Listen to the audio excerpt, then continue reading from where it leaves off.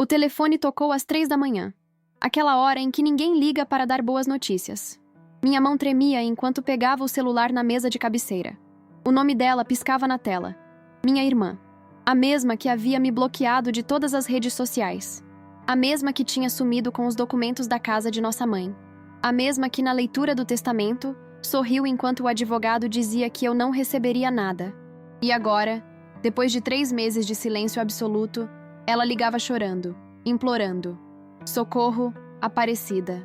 Preciso de você.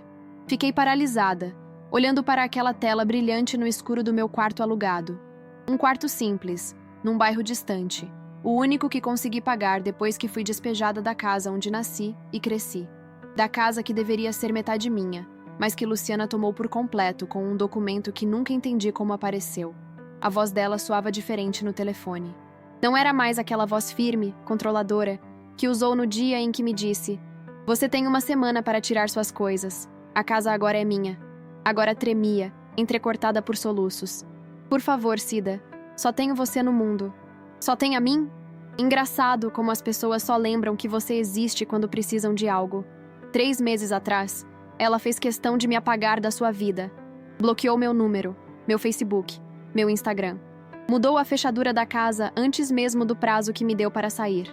Tive que deixar metade das minhas coisas para trás.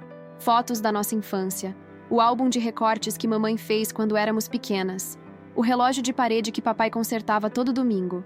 "Cida, você está aí? Por favor, fala comigo." A súplica dela me fez voltar à realidade. Olhei pela janela. São Paulo dormia sob uma garoa fina, típica da capital paulista. Luzes dos postes refletiam nas poças d'água, criando pequenos espelhos no asfalto. O mundo continuava girando lá fora, indiferente ao terremoto que acontecia dentro do meu peito. "O que você quer, Luciana?" Minha voz saiu mais firme do que eu esperava. 3 meses chorando todas as noites haviam secado minhas lágrimas. Restava apenas uma dureza que nem eu mesma reconhecia. "Preciso te ver. Aconteceu uma coisa. Eu não tenho mais ninguém, Cida." Senti um riso amargo subir pela garganta. "Agora você não tem mais ninguém? E quando me expulsou da casa da mamãe? Quando pegou tudo, até o último tostão que ela deixou? Quando disse na frente do Dr. Mendonça que eu nunca cuidei dela? Você tinha muita gente naquele dia, não é? O seu marido, os seus amigos advogados, aquela assistente social que você comprou." O silêncio do outro lado da linha foi interrompido apenas pelo som de um choro contido. Depois, palavras que nunca imaginei ouvir. "Você tinha razão sobre tudo. Sobre o Ricardo, sobre os documentos, sobre... tudo. Ricardo. O marido perfeito dela. Empresário bem-sucedido que conheceu em Belo Horizonte durante uma viagem de trabalho e trouxe para São Paulo. O homem que a convenceu que eu estava roubando dinheiro da conta da mamãe enquanto ela estava doente. O mesmo que encontrou um testamento assinado, onde nossa mãe supostamente deixava tudo para Luciana, alegando que eu já havia recebido minha parte em vida. Ele sumiu, Cida. Sumiu com todo o dinheiro. A casa está indo a leilão semana que vem. Descobri coisas horríveis. Tenho medo." A palavra medo fez algo dentro de mim se mexer. Por mais raiva que eu sentisse, aquela ainda era minha irmã. A mesma que segurou minha mão no enterro do papai. A mesma que dormia na minha cama quando tinha pesadelos. Antes de Ricardo. Antes da ganância. Antes de tudo dar errado. "Onde você está?" "Na rodoviária do Tietê. Meu celular está quase sem bateria. Não tenho para onde ir." Olhei para o relógio digital. 3h17 da manhã. A chuva engrossava lá fora. Pensei no dinheiro que tinha guardado para o aluguel daquele mês. No espaço minúsculo do meu apartamento de um quarto. Na traição. Na dor. Nos anos cuidando de mamãe sozinha enquanto Luciana construía sua carreira. Na forma como ela me olhou no dia do despejo, como se eu fosse uma estranha. "Fica aí, vou te buscar." Desliguei antes que pudesse mudar de ideia. Antes que a razão vencesse aquele último fiapo de compaixão que restava em mim. Vesti um casaco sobre o pijama, peguei as chaves do carro velho que consegui comprar com o que sobrou das minhas economias depois de 3 meses de desemprego. Enquanto dirigia pelas ruas vazias de São Paulo, com o limpador de para-brisa lutando contra a chuva que agora caía forte, eu não sabia se estava cometendo o maior erro da minha vida ou dando o primeiro passo para recuperar algo que pensei ter perdido para sempre. Só sabia que, pela primeira vez em muito tempo, eu estava no controle. E isso mudava tudo. Meu nome é Aparecida dos Santos, tenho 52 anos, e até 3 meses atrás, eu acreditava conhecer minha vida. Trabalhei por 22 anos como enfermeira no Hospital das Clínicas, cuidando de pacientes, e, nos últimos 5 anos, também da minha mãe, Dona Teresa, que sofria de Alzheimer avançado. Enquanto isso, Luciana, minha irmã mais nova, construía uma carreira brilhante como gerente de marketing em uma multinacional. Nossa história não era diferente da de tantas famílias brasileiras. Filha mais velha que assume as responsabilidades, que fica para cuidar dos pais, que coloca sonhos em espera. E a caçula que voa, que conquista, que raramente volta ao ninho. Meu pequeno apartamento em Itaquera, na zona leste de São Paulo, era meu refúgio agora. 40 metros quadrados que consegui alugar depois que perdi tudo. Um sofá-cama na sala, uma cozinha minúscula, um banheiro apertado. Nas paredes, nenhuma foto de família. Todas ficaram para trás, na casa do Tatuapé onde crescemos. A única lembrança que trouxe foi um crucifixo que pertenceu à minha avó. Não por fé, mas por teimosia. Era a única coisa que Luciana não conseguiu tirar de mim. Eu havia perdido também meu emprego no hospital. Depois de tantos anos cuidando de mamãe, minhas faltas começaram a pesar. Quando ela faleceu, 6 meses atrás, eu já estava por um fio. O luto me derrubou de vez. Pedi licença médica que foi negada. Acabei sendo desligada por justa causa. Segundo eles, abandono de função. 22 anos jogados fora. Agora, sobrevivia fazendo plantões como cuidadora autônoma. Uma senhora com Parkinson aqui, um idoso acamado ali. Trabalho instável, pagamento incerto. Às vezes, passava dias sem receber um chamado. Minha poupança, que nunca foi grande, minguava a cada mês. A chuva continuava forte enquanto eu dirigia em direção à rodoviária do Tietê. O rádio do carro antigo chiava, captando pedaços de música sertaneja entre estáticas. Lembrei-me de como mamãe adorava Roberta Miranda. Cantávamos juntas enquanto eu a ajudava no banho, nos dias bons em que ela ainda me reconhecia. A marginal Tietê estava praticamente vazia àquela hora. Apenas alguns caminhões e táxis ocasionais. As luzes da cidade refletiam nas águas escuras do rio poluído.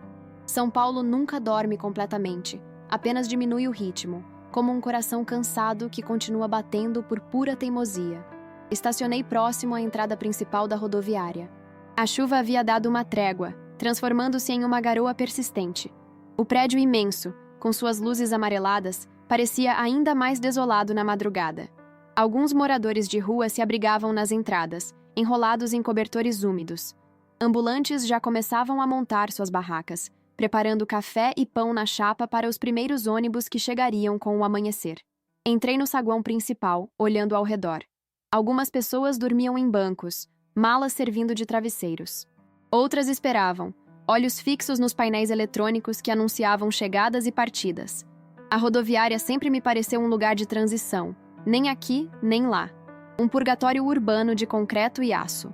Foi quando a vi, sentada sozinha em um banco afastado, uma única mala de rodinhas ao lado. Luciana sempre foi a bonita da família. Cabelos pintados de loiro, bem cuidados, roupas de marca, maquiagem impecável. A executiva bem-sucedida que aparecia em almoços de família apenas em datas comemorativas, sempre com pressa, sempre com o celular na mão. Agora, parecia uma versão desbotada de si mesma. O cabelo preso num rabo de cavalo mal feito, raízes escuras aparecendo. Vestia calça jeans e um moletom cinza que parecia grande demais para seu corpo magro. Sem maquiagem, as olheiras profundas revelavam noites sem sono. Estava irreconhecível. Nossos olhares se cruzaram. Por um momento, nenhuma de nós se moveu. Era como olhar para um espelho distorcido do passado. Duas meninas que cresceram na mesma casa, mas seguiram caminhos tão diferentes que se tornaram quase estranhas. Ela se levantou devagar, como se cada movimento exigisse um esforço imenso. Hesitou, depois caminhou em minha direção. Parou a 2 passos de distância. De perto pude ver que seu lábio inferior tinha um pequeno corte cicatrizando. Oi, Cida. A voz, antes confiante e alta, agora não passava de um sussurro. Obrigada por vir. Não respondi. Não conseguia. Havia ensaiado tantas vezes o que diria se a visse novamente. Palavras duras, acusações, desabafos que guardei durante esses 3 meses. Mas agora, diante dela, tão diferente, tão quebrada, as palavras simplesmente não vinham. Vamos. Foi tudo o que consegui dizer, pegando a mala dela. Meu carro está lá fora. No caminho de volta, o silêncio pesava entre nós. Apenas o som dos pneus no asfalto molhado e o chiado ocasional do rádio. Luciana olhava pela janela, como se as luzes da cidade amanhecendo fossem o espetáculo mais fascinante do mundo. O que aconteceu com a sua boca? Perguntei finalmente, os olhos fixos na estrada. Ela tocou o lábio machucado instintivamente. Caí. A mentira era tão óbvia que nem ela mesma parecia acreditar. Não insisti. Cada coisa a seu tempo. Chegamos ao meu apartamento quando os primeiros raios de sol começavam a dourar os prédios da periferia. Estacionei na rua, já que o condomínio simples não tinha garagem. Subimos 5 andares pela escada. O elevador estava quebrado havia semanas. É pequeno, avisei, abrindo a porta. Mas é limpo. Luciana entrou, observando o espaço com olhos cansados. Seu olhar percorreu a sala, cozinha combinada, a porta do banheiro, a pequena varanda onde eu estendia roupas. Onde você dorme? Perguntou, notando a ausência de um quarto. Ali. Apontei para o sofá-cama desarrumado. Você pode ficar com ele. Tenho um colchonete. Ela assentiu, deixando a mala no canto. Por um momento ficou parada no meio da sala, parecendo pequena e perdida. Tão diferente da mulher que, 3 meses atrás, havia me dito com frieza calculada que eu não tinha direito à casa onde crescemos juntas. Quer um café? Ofereci, mais por hábito do que por hospitalidade. Mamãe sempre dizia que problemas pareciam menores depois de uma xícara de café forte. Aceito. Luciana sentou-se à mesa pequena, os ombros caídos. Cida, eu sei que não mereço. Não. Cortei, enchendo a chaleira com água. Agora não. Estamos cansadas. Você vai tomar um banho, comer alguma coisa e depois vai dormir.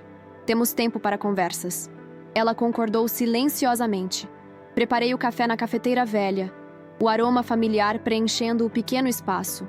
Lá fora, São Paulo despertava completamente. Buzinas, vozes, o rangido do portão da padaria abrindo. A vida continuava seu curso, indiferente aos dramas pessoais que se desenrolavam entre 4 paredes. Enquanto Luciana tomava banho, arrumei o sofá-cama com lençóis limpos. Coloquei uma toalha nova para ela, um sabonete sem uso. Pequenos gestos de civilidade, não de perdão.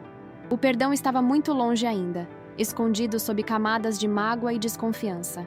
Quando ela saiu do banheiro, vestindo uma camiseta velha que emprestei e shorts de pijama, parecia ainda menor. Os cabelos molhados pingavam sobre os ombros magros. Sentou-se à mesa e comeu em silêncio o pão com manteiga que preparei. Bebia o café em pequenos goles como se tentasse fazer durar. Obrigada, murmurou quando terminou. Por tudo isso. Acenei com a cabeça, recolhendo os pratos. Descanse, tenho que sair para trabalhar às 2. Conversamos quando eu voltar. Ela deitou-se no sofá-cama, enrolando-se nos lençóis como uma criança. Fechou os olhos, mas sei que não dormiu imediatamente. Eu também não conseguiria, com tantas perguntas sem resposta. Sentei-me na pequena varanda, observando o bairro acordar completamente. Um novo dia começava, e com ele, um capítulo inesperado da minha vida se abria. O que Luciana queria realmente? O que havia acontecido? E mais importante, por que depois de tudo eu ainda me importava? Foi há exatamente 6 meses que mamãe nos deixou. Uma morte serena, depois de anos lutando contra o esquecimento. Eu estava ao lado dela, segurando sua mão, quando seu último suspiro escapou. Luciana estava em uma reunião de trabalho. Chegou 2 horas depois, já arrumada para o velório, como se tivesse ensaiado aquele momento. O luto aproximou-nos brevemente. Durante a cerimônia, ela segurou minha mão com força. Chorou nos meus ombros quando baixaram o caixão. Prometeu que ficaríamos juntas, que cuidaríamos uma da outra, como mamãe gostaria. Palavras vazias. Eu descobriria logo. 3 semanas após o enterro, Dr. Mendonça, o advogado da família há décadas, nos chamou para a leitura do testamento. Fui confiante. Mamãe sempre disse que a casa do Tatuapé, onde morávamos desde que nasci, seria dividida igualmente entre nós duas. Era uma casa simples, mas bem localizada. 3 quartos, quintal com jabuticabeira, memórias em cada canto. Luciana chegou acompanhada de Ricardo, seu marido há 2 anos. Alto, sempre de terno, sorriso fácil que nunca alcançava os olhos. Empresário do ramo imobiliário, dizia ele. Nunca gostei dele, embora tentasse esconder por amor à minha irmã. Havia algo calculista em seu olhar, algo frio quando pensava que ninguém estava observando. Dr. Mendonça parecia desconfortável naquele dia. Ajeitou os óculos várias vezes, pigarreou, evitou meu olhar enquanto abria uma pasta de documentos. Senhoras, estamos aqui para a leitura do testamento da senhora Teresa Maria dos Santos. Começou ele formalmente. Conforme documento registrado em cartório há 6 meses. 6 meses. Algo estava errado. Mamãe já estava com Alzheimer avançado 6 meses antes de morrer. Mal reconhecia os próprios filhos. Como poderia ter feito um testamento? Deixo todos os meus bens, incluindo a casa situada à Rua dos Ipês, número 278, Tatuapé, bem como todas as economias e possíveis seguros, para minha filha Luciana dos Santos Menezes. As palavras seguintes foram abafadas pelo zumbido que preencheu meus ouvidos. Olhei para Luciana, esperando ver o mesmo choque no seu rosto. Mas o que encontrei foi um olhar baixo, as mãos cruzadas sobre o colo, como alguém que já sabe o que vai acontecer. Isso não está certo, interrompi, minha voz trêmula. Mamãe não tinha condições mentais de fazer um testamento 6 meses atrás. Eu era a cuidadora dela. Sei exatamente como ela estava. Dr. Mendonça pigarreou novamente. Tenho aqui um laudo médico atestando que Dona Teresa estava lúcida no dia da assinatura. E mais, há uma declaração adicional. Ele ajustou os óculos e continuou lendo. Declaro que minha filha Aparecida dos Santos já recebeu sua parte em vida, através dos saques regulares que fez de minha conta bancária entre os anos de 2019 e 2023, totalizando o valor equivalente à sua parte na herança. Meu mundo desabou. Saques? Que saques? Eu nunca havia tocado nas economias de mamãe. Usava meu próprio salário para comprar remédios, fraldas, comida especial.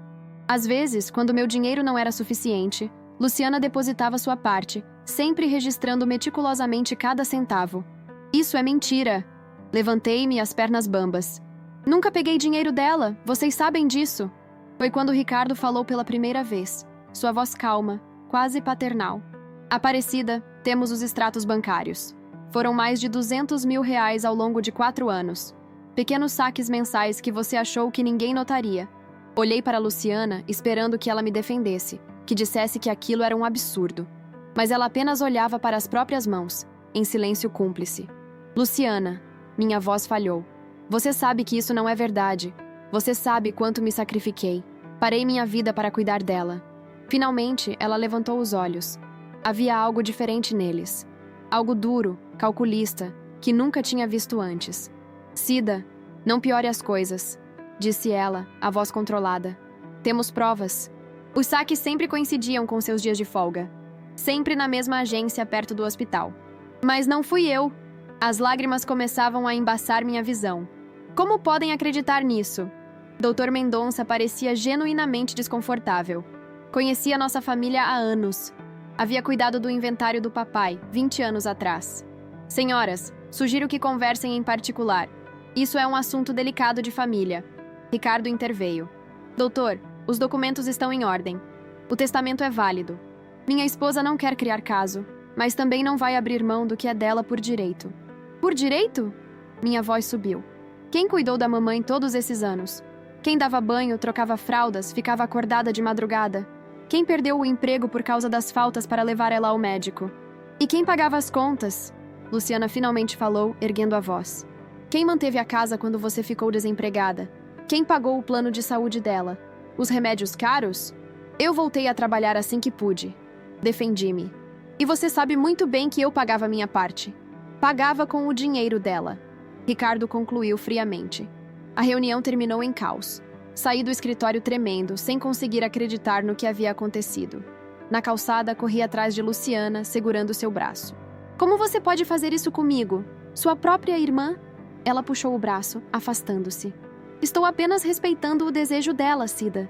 Se você não pegou o dinheiro, então para onde ele foi? Você era a única que tinha acesso às contas dela. Eu não sei.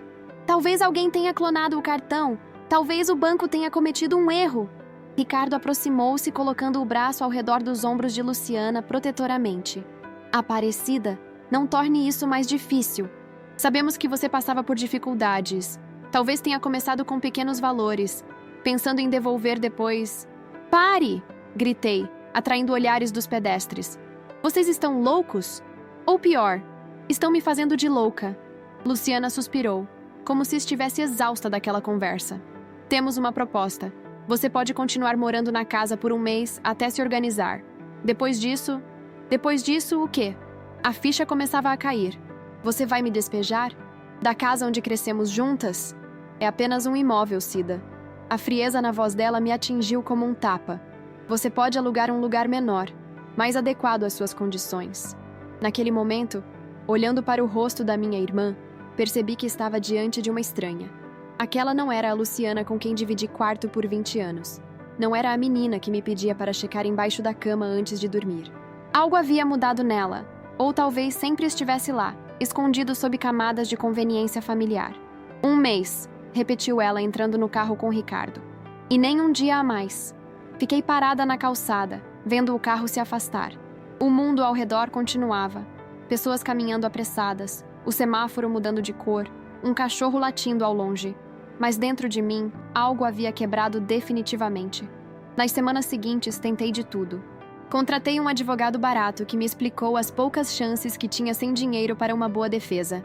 Procurei os extratos bancários. Tentei falar com gerentes do banco. Tentei contatar Dr. Mendonça novamente, mas sua secretária dizia que ele estava sempre ocupado. Enquanto isso, Luciana começou a esvaziar a casa. Levou móveis, eletrodomésticos, até mesmo fotos de família. Bloqueou meu número, minhas redes sociais. Quando tentei visitá-la no trabalho, a recepcionista disse que ela havia deixado instruções explícitas para não me permitir a entrada. No último dia do prazo, voltei para casa após uma entrevista de emprego fracassada e encontrei a fechadura trocada. Minhas coisas, o pouco que havia sobrado, estavam em caixas de papelão na varanda. Um bilhete curto estava grampeado na maior delas. Prazo encerrado. Não volte. Fiquei sentada na escada da entrada, as caixas ao meu lado, até o anoitecer. Vizinhos passavam, olhavam curiosos, mas ninguém parou para perguntar. Talvez Luciana tivesse espalhado a mentira sobre os supostos desvios de dinheiro. Talvez para o mundo exterior, eu fosse realmente a vilã da história. Quando a noite caiu completamente, chamei um táxi e levei o que pude para a casa de uma ex-colega de trabalho, que me deixou ficar no sofá por 2 semanas. Depois disso, consegui este pequeno apartamento em Itaquera. Comecei a aceitar trabalhos como cuidadora autônoma. Sobrevivi, de alguma forma. E agora, 3 meses depois, Luciana estava aqui, dormindo no meu sofá-cama. O que havia acontecido para que ela, que tinha tudo, viesse rastejando de volta para a irmã que havia traído? Olhei para ela através da porta entreaberta. Mesmo dormindo, seu rosto parecia tenso, a testa franzida como se nem em sonhos encontrasse paz. O corte no lábio, o corpo magro demais, os olhos assustados. Algo muito grave havia acontecido. Parte de mim queria acordá-la, exigir explicações imediatas, fazer com que sentisse uma fração da dor que me causou. Mas outra parte, talvez a parte que ainda lembrava da menina que me chamava de Cidinha e pedia para trançar seu cabelo antes da escola, dizia para esperar, para escutar. Então esperei, observando minha irmã dormir no único espaço que me restava no mundo, pensando em como a vida nos leva por caminhos que jamais imaginaríamos. Nasci no começo dos anos 70, quando o Brasil vivia entre o medo e a esperança. Papai trabalhava como motorista de ônibus, mamãe como costureira em uma pequena confecção no Brás. Nossa casa no Tatuapé foi conquistada com anos de economia e um empréstimo do BNH que levou 2 décadas para ser quitado. Luciana chegou 7 anos depois de mim, em uma tarde chuvosa de maio. Lembro-me perfeitamente do dia em que mamãe a trouxe para casa, um pacotinho enrolado em uma manta amarela. "Olha sua irmãzinha, Cida", disse mamãe, com olheiras profundas, mas sorrindo. "Agora você é a irmã mais velha. Vai ter que ajudar a cuidar dela." E assim foi. Enquanto nossos pais trabalhavam, eu ajudava a trocar fraldas, dar mamadeira, colocar para dormir. Na escola, era eu quem a defendia dos valentões, quem trançava seus cabelos, quem a ajudava com a lição de casa. Nossa diferença de idade criou uma relação quase maternal entre nós. Papai faleceu quando eu tinha 23 anos e Luciana, 16. Um acidente de ônibus. Ironia cruel para quem passou a vida segurando um volante. Lembro-me de segurar Luciana enquanto ela soluçava no funeral, jurando que cuidaria dela, que não deixaria que nada de mal acontecesse. Adiei meus planos de fazer faculdade para trabalhar em período integral. O sonho de ser enfermeira teve que esperar. Comecei como auxiliar de enfermagem, estudando à noite enquanto trabalhava de dia. Cada centavo contava. Mamãe continuou na confecção, mas seus olhos já não aguentavam o trabalho minucioso de costura por muitas horas. Seus dedos começaram a sofrer com artrite. Aos poucos, fui assumindo o papel de provedora principal. Luciana era brilhante na escola. Quando terminou o ensino médio, conseguiu uma bolsa integral para estudar a administração. Eu e mamãe economizamos para comprar seu material, suas roupas, seu transporte. Não foi fácil, mas ver seu sorriso no primeiro dia de aula fez tudo valer a pena. Um dia vou retribuir tudo isso, Cidinha. Ela prometeu, os olhos brilhando de expectativa. Nos anos seguintes, enquanto eu conseguia finalmente me formar em enfermagem e arranjar um emprego fixo no Hospital das Clínicas, Luciana floresceu. Estágios em grandes empresas, formatura com louvor, primeiro emprego em uma multinacional. Ela subia na carreira rapidamente, enquanto eu encontrava minha vocação cuidando de idosos na ala geriátrica. Aos 40 anos, finalmente encontrei João, um técnico de laboratório do hospital. Relacionamento tranquilo, planos de casamento. Pela primeira vez, pensei em deixar a casa da mamãe, em construir meu próprio lar. Foi quando os primeiros sinais apareceram. Mamãe começou a esquecer coisas pequenas, onde havia deixado as chaves, o nome de vizinhos antigos, se já havia tomado o remédio da pressão. No começo, achamos que era apenas cansaço, estresse, a idade chegando. Ela tinha acabado de se aposentar, após 35 anos curvada sobre máquinas de costura. O diagnóstico de Alzheimer veio quando ela tinha 67 anos. O neurologista foi direto. Uma doença progressiva, sem cura, apenas controle dos sintomas. O tempo médio entre o diagnóstico e os estágios mais avançados variava muito. Poderíamos ter 5 anos, 10, talvez mais. Precisamos contratar uma cuidadora, sugeriu Luciana, que já estava em um cargo gerencial, ganhando bem. Podemos dividir os custos. Mas mamãe se recusava a ter estranhos na casa. Enquanto eu puder escolher, quero minha família comigo, insistia, nos dias de lucidez. João entendeu quando adiei o casamento. Depois entendeu quando cancelei. Por fim, entendeu quando terminei tudo. Você tem um coração enorme, Cida, disse ele na última vez que nos vimos. Mas não sobra espaço para mais ninguém. Os anos seguintes foram uma descida gradual por um caminho de perdas. Mamãe perdendo a memória, pedaço por pedaço. Eu perdendo minha independência, meus sonhos pessoais, minhas horas de sono. Luciana perdendo a paciência, aparecendo cada vez menos, sempre com a desculpa do trabalho. Não posso simplesmente largar tudo como você fez, ela dizia, quando eu cobrava mais presença. Alguém precisa garantir dinheiro para os tratamentos. Era verdade. Os remédios eram caros, as consultas com especialistas também. O plano de saúde que Luciana providenciou através da empresa era o que garantia atendimento decente. Mas nos momentos de crise, às 3 da manhã, quando mamãe não reconhecia a própria casa e gritava por socorro, era eu quem estava lá. Houve momentos de ternura em meio ao caos. Tardes em que mamãe voltava brevemente à lucidez e me agradecia, segurando minhas mãos enrugadas com as dela, ainda mais marcadas pelo tempo. Manhãs em que cantávamos juntas as músicas antigas de Roberto Carlos que ela tanto amava. Momentos raros em que Luciana aparecia num domingo, trazia um bolo da confeitaria chique do centro, e por algumas horas éramos apenas uma família normal, fingindo que o esquecimento não estava devorando nossa mãe por dentro. Um desses dias permanece vívido na minha memória.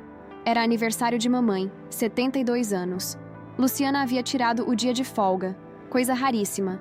Preparamos juntas um almoço especial, feijoada, o prato preferido dela. A casa cheirava a comida caseira. Risos ecoavam na cozinha como há muito não acontecia. Mamãe estava tendo um bom dia. Reconheceu-nos, lembrou-se de algumas histórias antigas. Sorriu genuinamente. Depois do almoço, sentamos na varanda dos fundos, à sombra da jabuticabeira que papai havia plantado quando compramos a casa.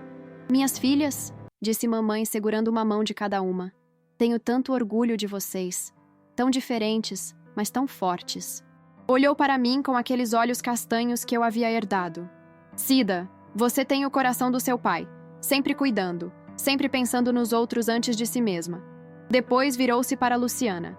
E você, minha caçula, tem a minha determinação. Vai conquistar o mundo, sei disso.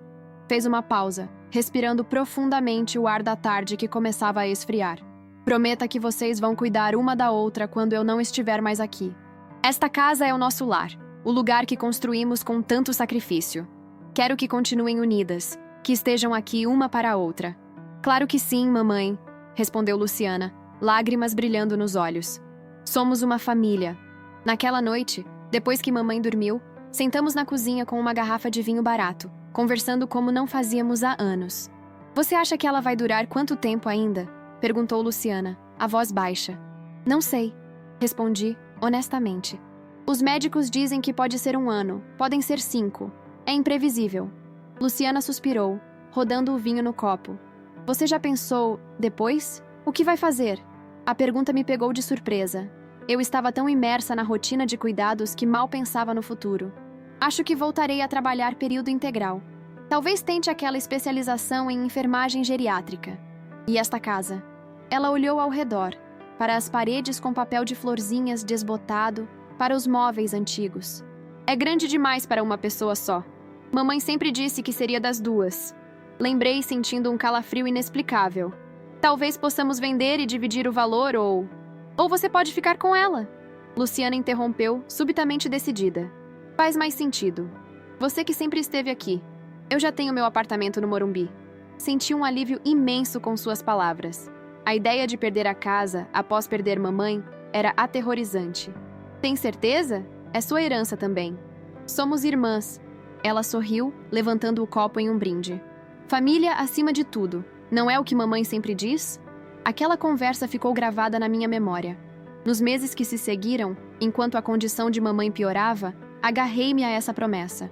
A ideia de que, após tantos sacrifícios, pelo menos teria a segurança do meu lar. Como fui ingênua. Agora, olhando para Luciana dormindo inquieta no meu sofá-cama, pergunto-me quando exatamente ela mudou.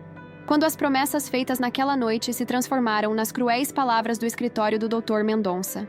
Quando a irmã por quem sacrifiquei tanto se tornou capaz de me deixar na rua sem um pingo de remorso. O mais perturbador é que, apesar de tudo, ainda consigo ver nela traços da menina que protegi na escola. Da adolescente que chorou nos meus braços quando tomou o primeiro fora. Da jovem que me abraçou forte no dia da sua formatura, dizendo que eu era seu exemplo. E talvez seja por isso que, contra todos os instintos de autopreservação, deixei-a entrar novamente na minha vida. Voltei do trabalho por volta das 8 da noite. Havia passado o dia cuidando de seu Geraldo, um senhor de 87 anos com Parkinson avançado, no Belenzinho. Trabalho exaustivo, mas que pagava razoavelmente bem. O suficiente para cobrir o aluguel daquele mês, pelo menos. Durante todo o dia, minha mente divagava para o pequeno apartamento em Itaquera, onde Luciana estaria. Parte de mim temia não encontrá-la ao voltar, que ela tivesse pegado o pouco que eu tinha de valor e desaparecido. Outra parte temia exatamente o oposto, encontrá-la e ter que enfrentar a conversa que nos aguardava. Subi as escadas lentamente, cada degrau parecendo mais alto que o anterior. Quando abri a porta, o cheiro de comida recém-preparada me surpreendeu. A pequena mesa estava posta para 2 pessoas, com os pratos simples que eu tinha, mas organizados com cuidado. Luciana saiu da cozinha, vestindo a mesma roupa do dia anterior, mas com o cabelo preso em um coque mais arrumado. O corte no lábio parecia menos evidente. Fiz arroz, feijão e uma omelete. Ela disse, hesitante. Espero que não se importe. Usei o que encontrei na geladeira. Fiquei sem reação por um momento. A cena era surreal. Minha irmã, que meses atrás me expulsara de casa, agora cozinhando no meu minúsculo apartamento. Tudo bem, respondi finalmente, deixando a bolsa sobre o sofá dobrado. Estou com fome. Sentamos à mesa em um silêncio desconfortável. A comida estava boa, simples, mas saborosa. Luciana sempre teve jeito na cozinha, algo que herdou de mamãe. Como foi seu dia? Ela perguntou, quebrando o silêncio. A pergunta me irritou profundamente. Como ela podia tentar normalizar a situação? Como se fôssemos apenas 2 irmãs tendo um jantar casual. Cansativo. Cortei, secamente. Luciana, não vamos fazer isso. Não vamos fingir que está tudo bem entre nós. Ela baixou os olhos, largando o garfo. Eu sei. Desculpe. Por que você está aqui? Perguntei diretamente. O que aconteceu com sua vida perfeita, sua casa perfeita, seu marido perfeito? Luciana respirou fundo, como se reunisse coragem. Ricardo não é quem eu pensava que fosse. Grande surpresa. O sarcasmo escapou antes que pudesse contê-lo. Ela me olhou. Uma mistura de dor e aceitação no rosto. Você sempre desconfiou dele, não é? Desde o início. Isso importa agora? Talvez. Ela mordeu o lábio machucado, estremecendo levemente com a dor. Tudo começou a desmoronar logo depois que você saiu da casa. Você quer dizer, depois que me expulsaram? Corrigi, a raiva voltando. Sim, ela não tentou amenizar. Depois disso, Ricardo começou a mudar. Ou talvez ele já fosse assim e eu nunca tinha percebido. O que ele fez? Luciana levantou-se, indo até sua mala. Voltou com um envelope pardo que colocou sobre a mesa. Primeiro, ele insistiu que vendêssemos a casa. Disse que era muito grande para nós, que o bairro estava decadente, que poderíamos usar o dinheiro para investir. Abriu o envelope, tirando alguns documentos. Reconheci a letra de Dr. Mendonça em alguns deles. Eu resisti no começo. Aquela casa significava muito. Nossa infância, nossas memórias com papai e mamãe. E comigo, acrescentei, incapaz de me conter. Eu também fazia parte dessas memórias. Ela assentiu, os olhos marejados. Sim, com você também, Cida. Mas Ricardo era insistente. Começou a trazer corretores sem me avisar. Mudou meu acesso às contas bancárias, dizendo que estava simplificando nossas finanças. Quando eu questionava, ele ficava diferente. Seus olhos evitaram os meus ao tocar novamente o lábio cortado. A ficha caiu. Ele bateu em você. Não era uma pergunta.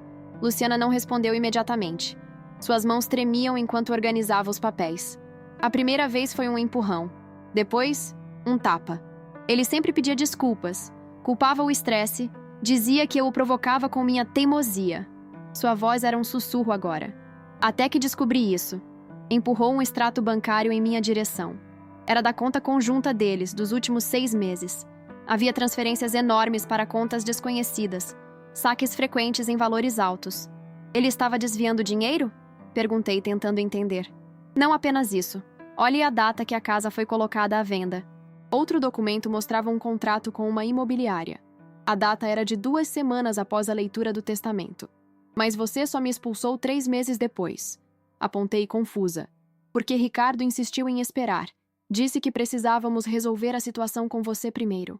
Garantir que não haveria disputas legais. Ela engoliu em seco. Ele já havia vendido a casa, Cida. Antes mesmo de você sair. Vendeu para uma construtora que vai demolir tudo e construir um prédio. A revelação foi como um soco no estômago. Nossa casa, o último refúgio das memórias familiares, seria reduzida a escombros. E o dinheiro? Sumiu. Luciana sorriu amargamente. Junto com ele. Há 2 semanas, cheguei em casa e encontrei metade das coisas desaparecidas. O cofre aberto e vazio. Até minhas joias, as que eram da vovó. Tudo levado.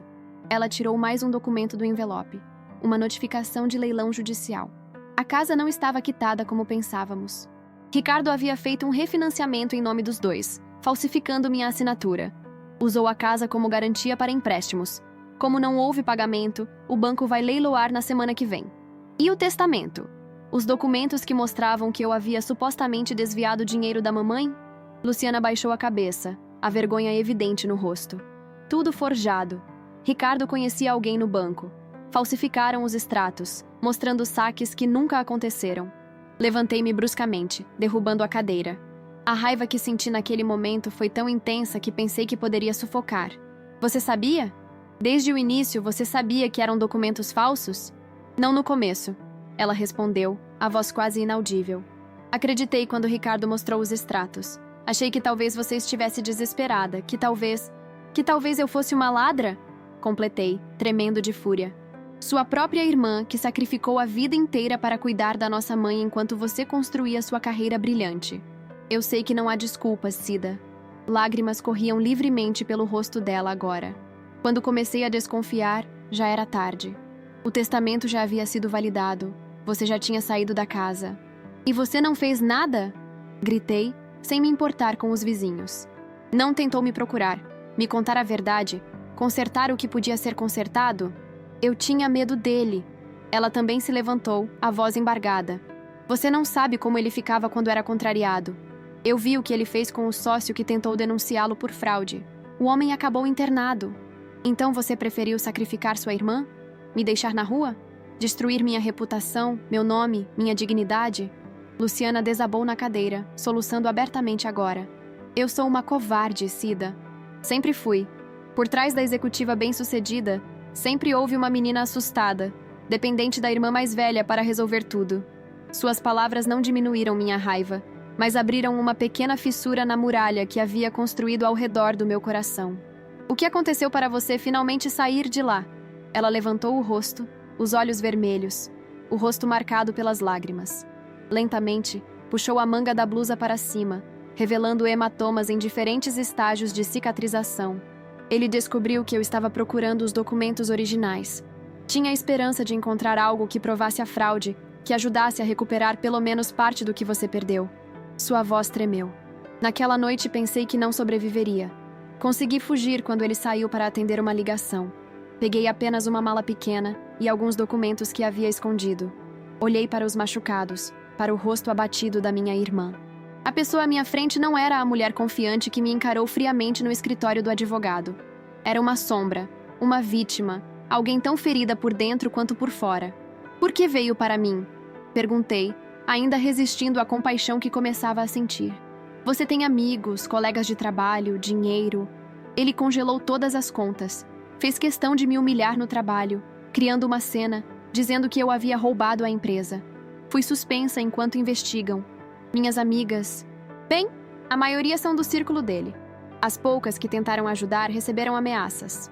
Sentei-me novamente, exausta emocional e fisicamente. E agora? O que você espera de mim, Luciana? Que eu simplesmente esqueça tudo? Que abra meus braços e diga que está tudo bem? Não, ela respondeu surpreendendo-me. Não espero seu perdão, Cida. Não mereço. Só precisava que você soubesse a verdade. E... precisava de um lugar seguro. Apenas por alguns dias, até conseguir me reerguer. Ficamos em silêncio por alguns minutos. Lá fora, a noite de São Paulo pulsava. Buzinas distantes, músicas de bares, o ocasional latido de cães. Vidas continuando, alheias ao drama que se desenrolava em nosso pequeno apartamento. O que você pretende fazer agora?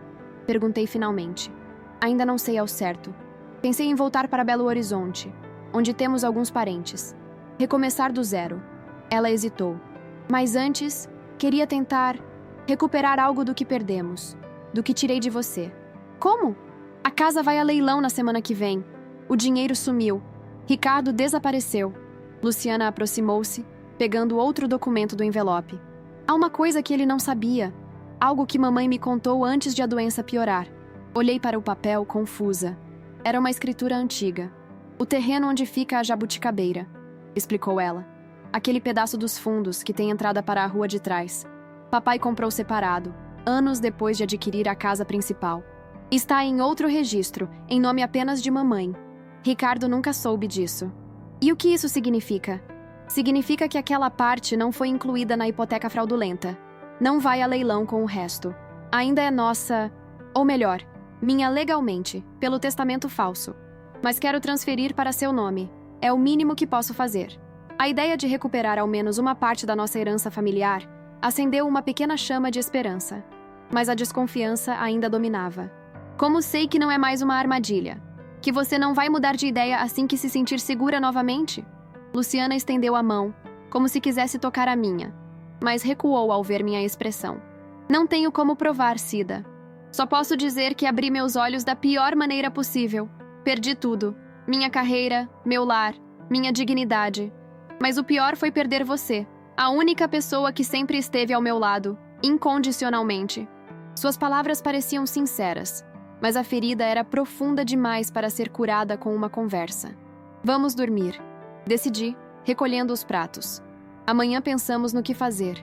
Aquela noite, deitada no colchonete improvisado no chão da pequena varanda, olhando através da janela para o céu poluído de São Paulo onde mal se viam estrelas, pensei em como a vida dá voltas imprevisíveis. Em como podemos perder tudo num piscar de olhos.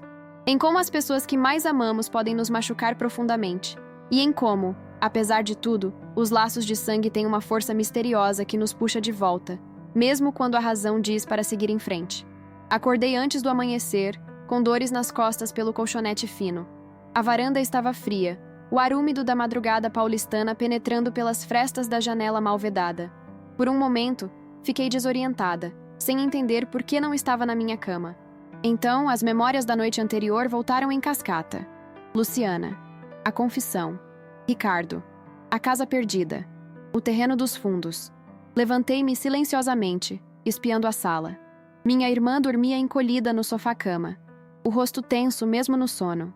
Coloquei água para ferver e sentei-me à mesa pequena da cozinha, tentando organizar meus pensamentos. Durante toda a minha vida, havia sido a pessoa confiável, a que resolvia problemas, a que cuidava dos outros. Primeiro de Luciana, depois de papai nos seus últimos anos, então de mamãe durante sua longa despedida. Sempre coloquei as necessidades dos outros à frente das minhas. E onde isso me levou? A um apartamento minúsculo, desempregada aos 52 anos, tendo que reconstruir a vida do zero. Pela primeira vez, percebi que havia algo profundamente errado nessa dinâmica. Não era nobre ou virtuoso sacrificar-me até a última gota. Era apenas um padrão que havia me tornado prisioneira da minha própria generosidade. "O que você quer, Aparecida dos Santos?" murmurei para mim mesma, enquanto a água começava a borbulhar na chaleira. A pergunta pairou no ar, estranha e desconfortável. O que eu queria? Nunca tinha parado para refletir seriamente sobre isso. Sempre estava ocupada demais atendendo às expectativas e necessidades alheias. Queria justiça, certamente. Queria recuperar o que era meu por direito. Queria que Luciana reconhecesse o mal que havia me causado. Mas além disso, o que eu queria para mim mesma, para meu futuro? Preparei o café lentamente, saboreando o silêncio da madrugada. A revelação chegou sem alarde, como o primeiro raio de sol que começava a dourar o horizonte de prédios visível da janela. Eu queria liberdade. Liberdade das expectativas, dos sacrifícios contínuos, da eterna posição de cuidadora. Queria viver minha própria vida, nos meus próprios termos. E naquele momento, algo mudou dentro de mim. Uma tranquilidade nova tomou conta do meu ser, como se um peso enorme houvesse sido retirado dos meus ombros. Não precisava mais me sentir culpada por querer coisas para mim. Não precisava mais ser a santa, a mártir, a irmã perfeita que tudo perdoa. Luciana mexeu-se no sofá, abrindo os olhos lentamente. "Bom dia", disse ela, a voz ainda rouca de sono. "Bom dia", respondi, servindo 2 xícaras de café. "Dormiu bem?" Ela sentou-se, ajeitando o cabelo desgrenhado. "Melhor do que nas últimas semanas." Entreguei-lhe uma xícara, sentando-me na beirada do sofá-cama. "Precisamos conversar." Luciana assentiu, segurando a xícara com ambas as mãos, como se buscasse calor. "Eu sei. Decidi o que vamos fazer." Falei com uma segurança que surpreendeu a nós duas. "Vou te ajudar, mas nos meus termos." Ela olhou-me com uma mistura de esperança e apreensão. "Quais são seus termos?" "Primeiro, quero a verdade completa. Todos os detalhes sobre o que Ricardo fez, sobre o testamento forjado, sobre os documentos falsos. Quero nomes, datas, tudo. Posso fazer isso." "Segundo, vamos recuperar aquele terreno dos fundos. Não para vender ou dividir, mas para construir algo novo. Algo nosso." Luciana pareceu confusa. "Construir o quê?" Sorri. Pela primeira vez em muito tempo, um sorriso genuíno. "Uma casa de repouso para idosos." A ideia havia surgido durante a madrugada, cristalizando-se enquanto eu observava o céu mudar de cor. Um lugar onde pudesse usar minha experiência como enfermeira e cuidadora. Um negócio próprio, independente. Uma forma de honrar a memória de mamãe, transformando nossa perda em algo positivo. "Terceiro", continuei, "você vai fazer um boletim de ocorrência contra Ricardo. Pelo roubo, pelas agressões, por tudo." Ela empalideceu visivelmente. "Tenho medo, Cida. Ele tem contatos. Conhece gente perigosa. É por isso mesmo que precisamos fazer tudo formalmente. Nos proteger legalmente." Tomei um gole de café antes de continuar. "Não estou pedindo para você fazer isso sozinha. Vou estar ao seu lado." Luciana baixou o olhar, como se absorvesse minhas palavras. "E depois? Quando tudo isso acabar?" "Depois, cada uma segue seu caminho." Respondi com serenidade. "Não estou dizendo que vamos voltar a ser irmãs como antes, Luciana. Algumas feridas são profundas demais, mas podemos tentar construir algo novo, baseado em respeito mútuo, não em dependência ou culpa." Ela assentiu lentamente. "É mais do que mereço. Não se trata do que você merece ou não. Se trata do que eu escolho fazer." Levantei-me, levando minha xícara para a pia. Passei a vida inteira reagindo às necessidades dos outros. Agora, estou escolhendo o meu próprio caminho. Aquele dia marcou o início de uma transformação. Não apenas nos planos concretos que começamos a traçar, mas na dinâmica entre nós. Pela primeira vez, não era a irmã mais velha sacrificando-se pela caçula. Era uma mulher adulta estabelecendo limites claros, exigindo respeito, tomando as rédeas da própria vida. Enquanto Luciana tomava banho, peguei o telefone e fiz uma ligação que havia adiado por vergonha, por orgulho ferido. Doutor Silveira, aqui é a Aparecida dos Santos. Lembra-se de mim? Preciso de sua ajuda em um caso de fraude e violência doméstica. Doutor Silveira era um advogado que havia conhecido no hospital, quando cuidei de sua mãe na UTI. Anos atrás, ele havia me oferecido ajuda jurídica gratuita, em gratidão pelos cuidados dedicados. Na época, recusei, dizendo que não precisava. Quão diferente minha vida poderia ter sido se tivesse aceitado, mas não adiantava olhar para trás. O importante era o que faria dali para frente. Quando desliguei, Luciana saía do banheiro, o cabelo molhado pingando sobre a camiseta emprestada. Marquei uma reunião com um advogado para amanhã de manhã. Informei, já separando roupas para meu próprio banho. Hoje vamos até a delegacia da mulher fazer o BO. Tão rápido? Ela parecia assustada com minha determinação. Quanto mais esperarmos, mais tempo Ricardo tem para esconder rastros. Expliquei. Prática. Além disso, o leilão da casa é na semana que vem. Precisamos agir depressa se quisermos salvar o terreno dos fundos. Durante o café da manhã simples, expliquei meu plano em mais detalhes. Como poderíamos usar o terreno dos fundos para construir inicialmente uma pequena clínica de repouso, com 3 ou 4 quartos. Como eu poderia usar meus contatos no Hospital das Clínicas para conseguir pacientes. Como com o tempo poderíamos expandir. Talvez até comprar de volta a casa principal, dependendo do resultado do leilão. Não tenho dinheiro para investir. Luciana alertou, parecendo envergonhada. Ricardo levou tudo. Tenho um pequeno seguro que papai deixou, revelei. Nunca toquei nele, mesmo nos momentos mais difíceis. Sempre soube que um dia precisaria para algo importante. E você confia em mim para isso? Depois de tudo? A pergunta pairou no ar, carregada de significados, de história compartilhada, de traições e possíveis redenções. Não. Respondi honestamente. Não confio em você, Luciana. Não ainda. Mas estou disposta a tentar, com os olhos bem abertos desta vez. Um sorriso triste perpassou seus lábios. É justo. Saímos do apartamento quando o sol já estava alto. O dia estava surpreendentemente claro para São Paulo, o céu de um azul intenso que raramente se via na cidade poluída. Enquanto caminhávamos até o ponto de ônibus, senti uma energia diferente me movendo. Não era apenas raiva ou sede de justiça, era algo mais profundo, mais sustentável. Era a sensação de finalmente estar vivendo em meus próprios termos. Na delegacia da mulher, observei Luciana relatar cada detalhe dos abusos sofridos, sua voz inicialmente trêmula ganhando firmeza à medida que falava.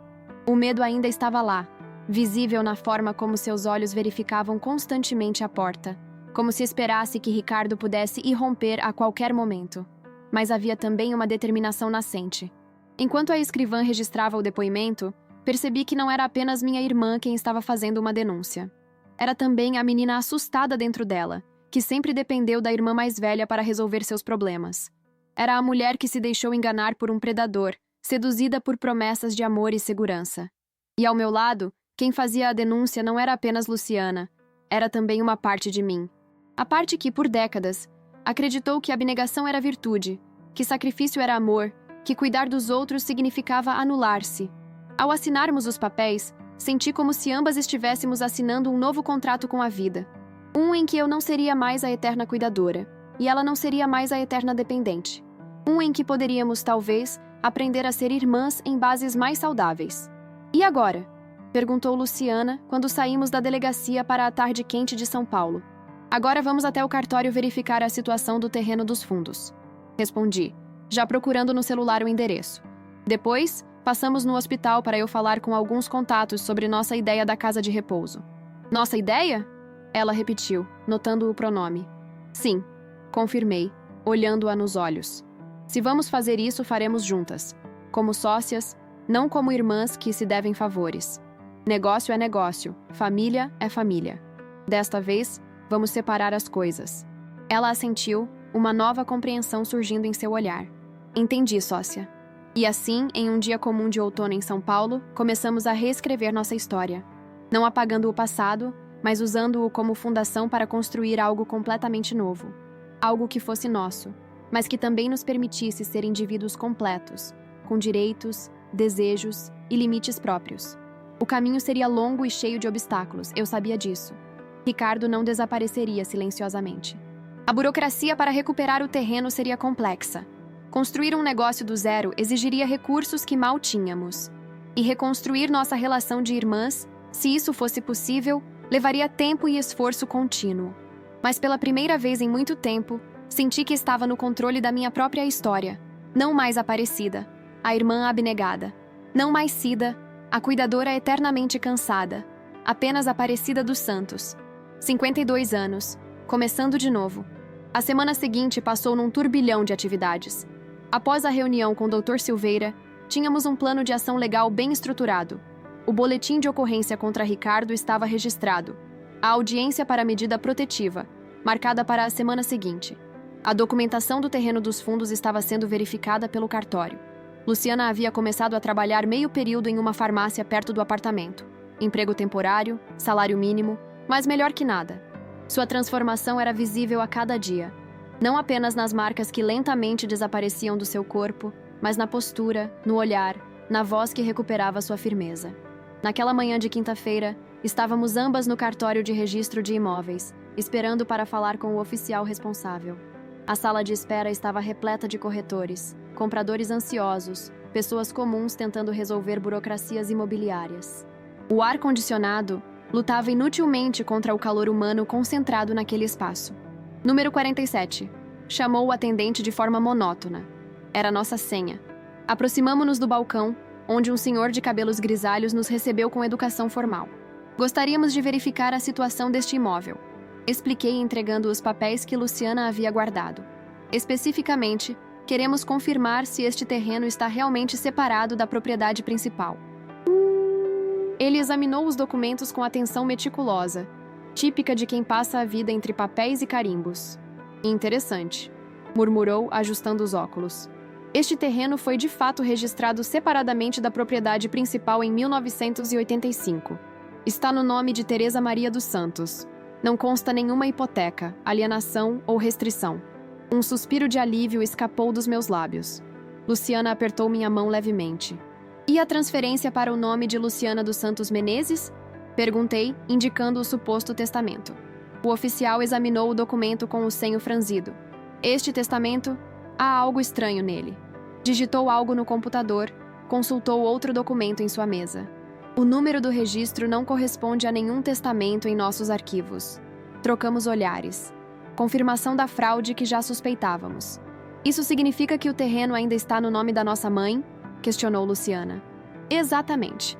Sem um testamento válido ou um processo de inventário concluído, o imóvel permanece no nome da falecida. E para transferir para nossos nomes, como herdeiras legítimas? Indaguei.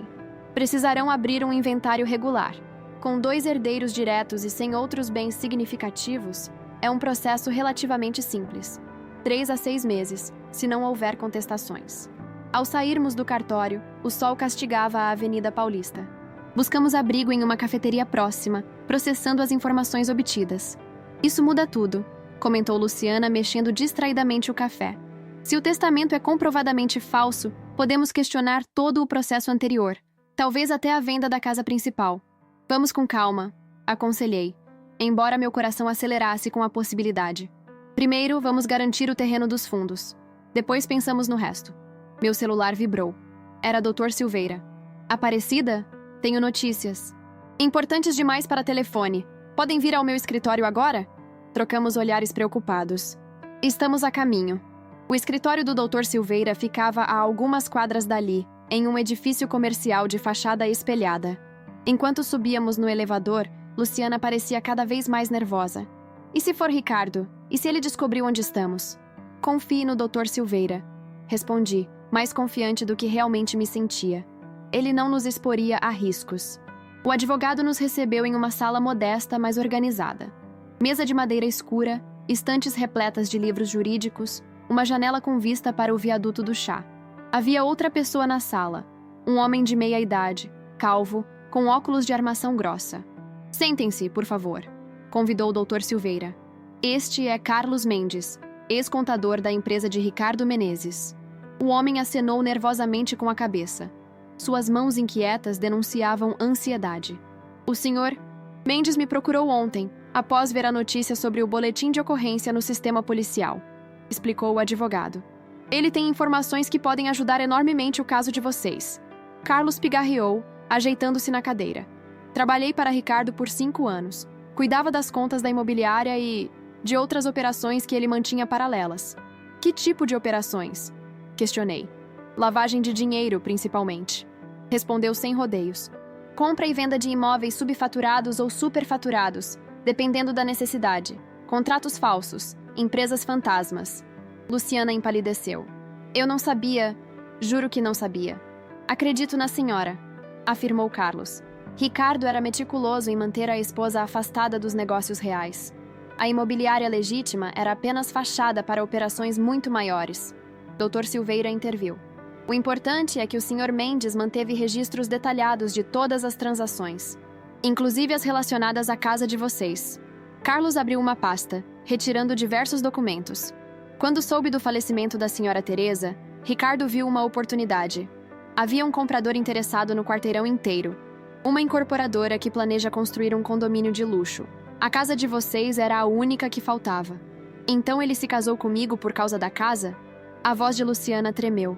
Não exatamente. Carlos parecia desconfortável. O casamento foi anterior a isso. Mas ele viu a situação como conveniente.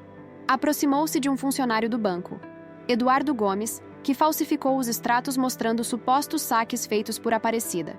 Cada palavra confirmava nossas suspeitas, mas ainda assim era doloroso ouvir a extensão da manipulação. E o testamento? Forjado completamente. Assinatura falsificada, testemunhas pagas para confirmar sua validade. O Dr. Mendonça foi enganado também. Ricardo substituiu os documentos originais por versões adulteradas. Espere, interrompi. Está dizendo que havia um testamento original? Carlos assentiu. Sim, encontrado entre os papéis da sua mãe após o falecimento. Mas seu conteúdo era diferente. Dividia a propriedade igualmente entre as duas irmãs, conforme sempre foi o desejo dela. A revelação atingiu-me como uma onda. Mamãe nunca havia me traído. Nunca havia acreditado que eu desviava dinheiro. Sua última vontade era exatamente o que sempre prometera, que cuidássemos uma da outra, que mantivéssemos o lar da família. Tenho mais, continuou Carlos, retirando um pendrive do bolso. Cópias de e-mails, conversas, transferências bancárias.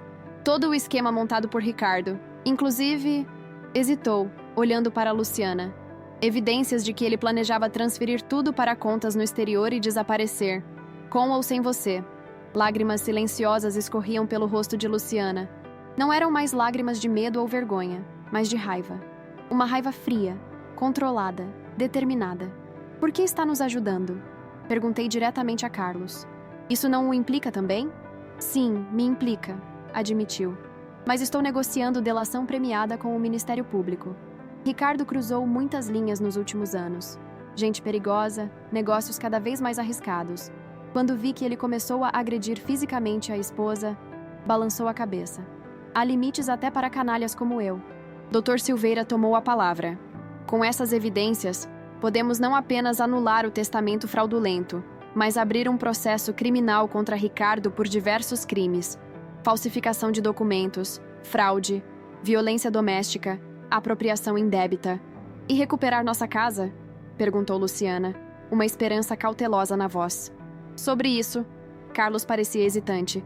Existe uma complicação. A venda para uma incorporadora já foi registrada. Eles são, legalmente, os atuais proprietários. Meu coração afundou. Mesmo com todas as evidências, algumas perdas seriam irreversíveis. Mas, continuou ele, o terreno dos fundos não foi incluído na venda. Ricardo nem sabia da sua existência separada. E tem mais, acrescentou o Dr. Silveira. Com provas de fraude no processo de venda, podemos ao menos buscar indenização pelo valor real do imóvel, não pelo valor subfaturado da transação. Ao sairmos do escritório, horas depois, carregávamos uma pasta repleta de documentos e um pendrive que valia seu peso em ouro. O sol já se punha, tingindo o céu de São Paulo com tons alaranjados e roxos entre os arranha-céus. O que fazemos agora? Perguntou Luciana, enquanto esperávamos o ônibus. Agora, seguimos o plano. Respondi, sentindo uma determinação renovada. Abrimos o inventário, garantimos o terreno dos fundos, iniciamos os processos contra Ricardo. Um passo de cada vez. Aquela noite, em nosso pequeno apartamento em Itaquera, examinamos cada documento trazido por Carlos. As provas eram contundentes, irrefutáveis. Cada página revelava mais uma camada da teia de mentiras tecida por Ricardo, mais uma confirmação de que havíamos sido peças em um jogo muito maior. Como pude ser tão cega? Lamentou Luciana, passando as mãos pelos cabelos em frustração. Tantos sinais, tantas inconsistências. Ele era um manipulador profissional, respondi, sem tirar os olhos dos documentos. Enganou advogados, contadores, bancos inteiros. Não se culpe por ter sido enganada também. Ela olhou para mim, uma gratidão silenciosa no olhar. Era a primeira vez que eu oferecia algum tipo de absolvição para suas ações. Entre os papéis, encontramos algo ainda mais valioso: a localização de uma conta no Panamá, onde Ricardo havia depositado parte do dinheiro da venda da casa. Não era o valor total, mas era substancial. O suficiente para iniciar nosso projeto da casa de repouso, se conseguíssemos recuperá-lo. Ele vai desaparecer quando souber que temos tudo isso, alertou Luciana. Por isso vamos agir rapidamente. Decidi. Amanhã mesmo pediremos o bloqueio das contas que conhecemos. Ao organizarmos os documentos, um pequeno recorte de jornal caiu no chão. Era antigo, amarelado pelo tempo. Uma notícia sobre a inauguração de uma pequena confecção no Brás, nos anos 60. Na foto, uma jovem Teresa dos Santos cortava a fita, sorrindo timidamente para a câmera. Mamãe tinha um negócio próprio? Surpreendeu-se Luciana. Nunca soube disso. Foi antes do casamento, antes de nós nascermos. Expliquei, recordando histórias antigas. Ela vendeu tudo para comprar a casa quando se casou com papai. Ficamos olhando para a foto, como se víssemos nossa mãe pela primeira vez. Não a mamãe doente dos últimos anos, nem a trabalhadora incansável da nossa infância, mas uma jovem empreendedora, com sonhos e ambições próprias, que fez escolhas e sacrifícios. Somos mais parecidas com ela do que imaginávamos, comentou Luciana, um pequeno sorriso nos lábios. Sim, concordei, guardando cuidadosamente o recorte. E acho que ela ficaria orgulhosa do que estamos prestes a fazer. Naquela noite, pela primeira vez desde que Luciana aparecera em minha porta, não dormi na varanda. Dividimos o sofá-cama, como fazíamos quando crianças durante tempestades. Não por reconciliação completa ou perdão incondicional, mas por uma trégua nascida da compreensão mútua. Éramos duas sobreviventes, cada uma à sua maneira, reunidas por circunstâncias que não escolhemos, mas determinadas a escrever o próximo capítulo em nossos próprios termos. E antes de adormecer, tive a certeza de que, não importava o que viesse a seguir, nunca mais seria definida apenas como a irmã que cuida. Nunca mais seria apenas a sombra de alguém, a extensão das necessidades alheias. A partir daquele momento, cada passo que desse seria por minha própria escolha, cada batalha que lutasse seria por minha própria vontade. O poder que Ricardo pensou ter tirado de nós, na verdade, nunca esteve realmente perdido. Estava apenas adormecido, esperando o momento certo para despertar. A semana seguinte foi de ação intensa. Com as evidências em mãos, Dr. Silveira moveu-se rapidamente, acionando todas as alavancas legais disponíveis. Em apenas 3 dias, conseguimos uma ordem judicial para bloquear as contas conhecidas de Ricardo, incluindo a do Panamá, graças aos acordos internacionais de combate à lavagem de dinheiro. Paralelamente, iniciamos o processo de inventário simplificado para o terreno dos fundos. Sem o testamento forjado interferindo, éramos simplesmente 2 herdeiras legítimas dividindo igualmente o que restava dos bens de nossa mãe. O leilão da casa principal foi adiado por decisão judicial, uma pequena vitória temporária, enquanto os tribunais analisavam as evidências de fraude na transação. A incorporadora, ao saber da situação, entrou em contato através de seus advogados. Não queriam associação com negócios fraudulentos. Eles estão dispostos a negociar, informou o Dr. Silveira em uma de nossas reuniões. Não querem devolver a casa. O projeto do condomínio já está muito avançado, mas oferecem uma compensação financeira mais justa, considerando o valor real do imóvel. Quanto? Perguntei pragmática. Quase o triplo do que Ricardo recebeu. Seus olhos brilharam por trás dos óculos. Além disso, propõe uma parceria. 2 unidades do futuro condomínio em troca da cessão amigável dos direitos sobre o imóvel. Luciana e eu trocamos olhares. Não era a casa de volta. Nada devolveria o lar onde crescemos, as memórias entalhadas em cada canto. Mas era mais do que esperávamos conseguir. E o terreno dos fundos? Questionei. Continua separado fora da negociação. Vocês mantêm o controle total sobre ele. Aceitamos. Decidimos em uníssono, sem necessidade de mais discussão. A notificação da medida protetiva chegou no mesmo dia. Ricardo estava oficialmente proibido de se aproximar de Luciana, de entrar em contato por qualquer meio, de frequentar seu local de trabalho ou residência. Uma proteção no papel, sabíamos, mas ainda assim importante. Em meio a toda essa turbulência legal, nossos planos para a casa de repouso começavam a tomar forma. Consegui uma reunião com a doutora Helena, chefe da geriatria do Hospital das Clínicas e antiga mentora. Uma casa de repouso especializada em pacientes com demência? Ela considerou interessada. Existe uma demanda enorme, Cida. As famílias estão desesperadas por lugares que ofereçam cuidado digno, não apenas estacionamentos de idosos. Esse é exatamente o nosso conceito. Expliquei enquanto Luciana assentia ao meu lado. Um espaço pequeno inicialmente, mas com atendimento personalizado. Enfermagem 24 horas, atividades terapêuticas, ambiente que remeta ao lar, não à instituição. E o diferencial seria sua experiência com Alzheimer, concluiu doutora Helena. O conhecimento prático que nenhuma faculdade ensina. Exatamente. Contem comigo para referências. Ela sorriu, anotando algo em sua agenda. Tenho pelo menos 5 famílias que perguntam semanalmente por recomendações de lugares assim. Saímos do hospital com o coração leve. Era apenas o começo, mas cada pequeno passo nos aproximava do objetivo. No caminho para casa, paramos em frente a uma loja de materiais de construção.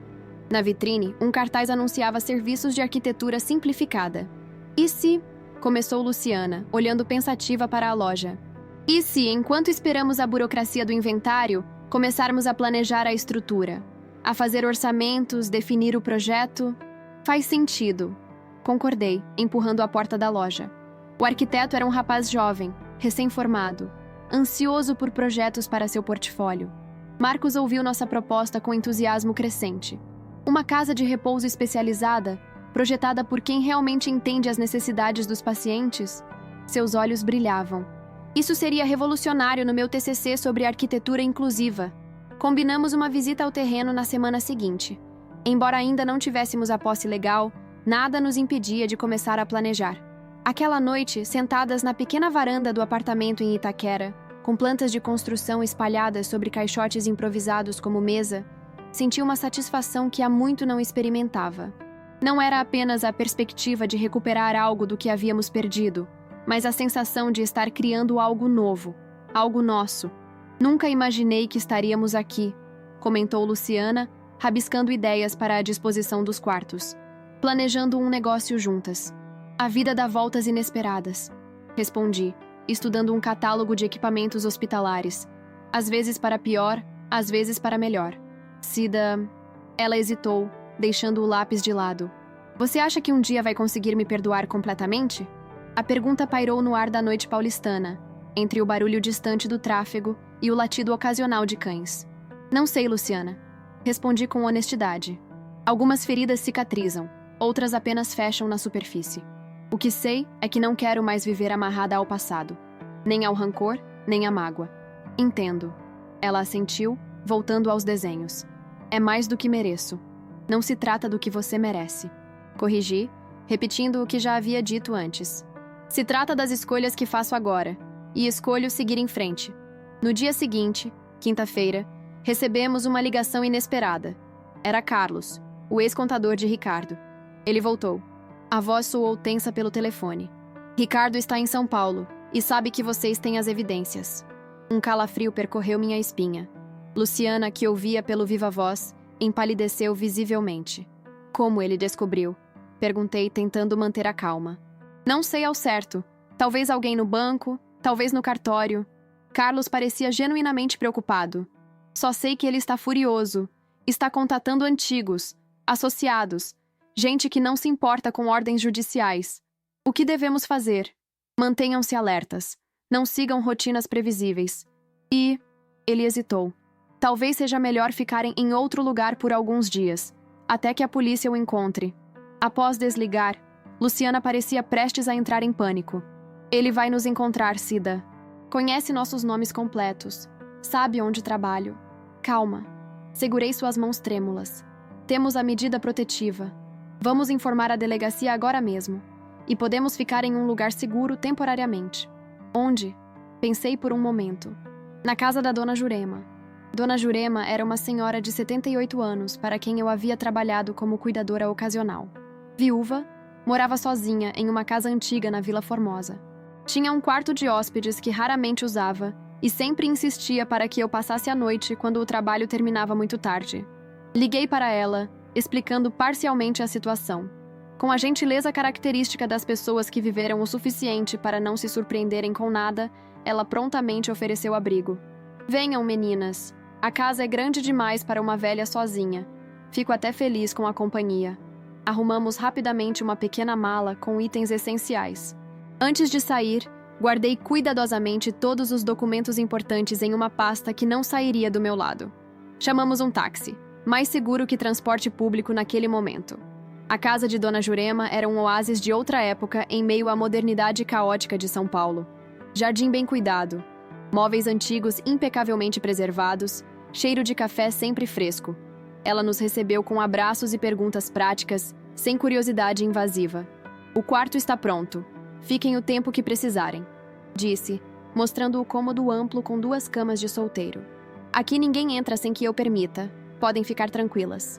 Nos dias que se seguiram, continuamos nossos planos à distância. Dr. Silveira vinha até nós para reuniões, trazendo documentos para assinatura e atualizações sobre os processos.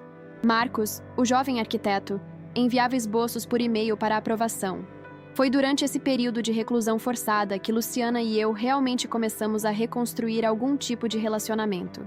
Não mais como irmãs unidas por obrigação familiar, nem como vítima e algoz de uma traição recente, mas como 2 mulheres adultas enfrentando juntas uma crise, cada uma contribuindo com suas forças. Luciana revelou-se surpreendentemente hábil com planilhas e projeções financeiras, resquícios de sua carreira corporativa. Eu contribuía com o conhecimento prático sobre cuidados geriátricos e gestão de equipes de saúde. Complementávamo-nos de formas que nunca havíamos percebido antes. Numa dessas noites, sentadas na varanda de Dona Jurema, observando o céu noturno de São Paulo, mais estrelas visíveis dali do que do nosso apartamento em Itaquera, Luciana fez uma confissão. Sempre invejei você, sabia? Invejou? Ri, incrédula. Eu, que nunca tive carreira, nunca viajei, nunca tive nada do que você conquistou? Invejei sua certeza. Ela explicou, os olhos fixos no céu. Você sempre soube quem era, o que queria. Mesmo quando sacrificava seus sonhos pelos outros, havia uma solidez em você que eu nunca tive. Isso não é verdade, contestei suavemente. Passei a vida inteira sendo o que os outros precisavam que eu fosse. Foi só recentemente que comecei a descobrir quem realmente sou. Ainda assim, havia uma força em você. Uma capacidade de enfrentar o que viesse, sem desmoronar. Pensei sobre isso por um momento. Talvez. Mas também havia ressentimento, Luciana.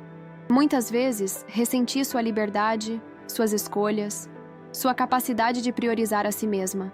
Ela assentiu, compreendendo. Somos mais parecidas do que pensávamos, então. Ambas definidas pela inveja do que a outra tinha. E agora? Agora estamos aqui, recomeçando, nos nossos próprios termos. O telefone tocou dentro da casa, interrompendo nossa conversa. Era tarde, passava das 11. Dona Jurema, que normalmente já estaria dormindo, atendeu. Minutos depois, veio até a varanda, o rosto sério. É o advogado de vocês. Disse que é urgente. Corremos para o telefone. A voz de Dr. Silveira soava tensa. Aparecida? Ricardo foi preso. Tentou invadir seu apartamento em Itaquera. Um vizinho viu. Chamou a polícia. Ele está detido? Perguntou Luciana, agarrando-se ao aparelho. Por enquanto, sim. Flagrante de violação da medida protetiva. Mas... Dr. Silveira hesitou. Ele tem bons advogados. Pode conseguir liberdade provisória rapidamente.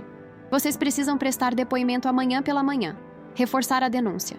Após desligar, ficamos em silêncio por alguns instantes, processando a notícia.